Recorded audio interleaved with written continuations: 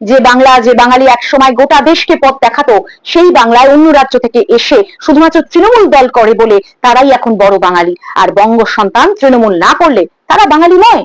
মৈত্রের মতো একজন সাংসদকে কেন এত গুরুত্ব দিতে হবে? তার কথা নিয়ে এত আলোচনা কেন হবে? আলোচনা হবে কারণ তিনি শাসক দলের সাংসদ এবং প্রকাশ্য মঞ্চে তিনি এই কথা বলেন। কোথাও গিয়ে শাসকও এই নিম্ন মেধার ভাবধারাকে ছড়িয়ে দিতে চাইছে। শাসকের উদ্দেশ্য বাঙালি মানেই তৃণমূল হতে হবে, তৃণমূল দলে বাঙালি না হলেও চলবে। হঠাৎ করে এই যে বাঙালি, বাংলা এইসব নিয়ে মেতে ওঠার পিছনে অন্য কোনো উদ্দেশ্য নেই তো? এসআইআর নিয়ে এই যে এত জলঘোলা হলো, সেগুলো থেকে নজর ঘোরানো নয় তো? এই যে চাকরি চুরির ঘটনা, সেগুলো ভুলিয়ে দেওয়ার প্রয়াস, বা পার্থকে পেছন দরজা দিয়ে দণ্ডে টানা, নেতা মন্ত্রীদের জেলে যাওয়ার ঘটনাগুলো থেকে নজর ঘুরিয়ে দেওয়া, কিংবা মোদী দাদার সঙ্গে গোপন আতাতের যে প্রমাণ তার উপর পর্দা ঢাকা দেওয়া। মৈত্রের মতো অর্বাচীন সাংসদের বাঙালি জাস্ট করুণা করে।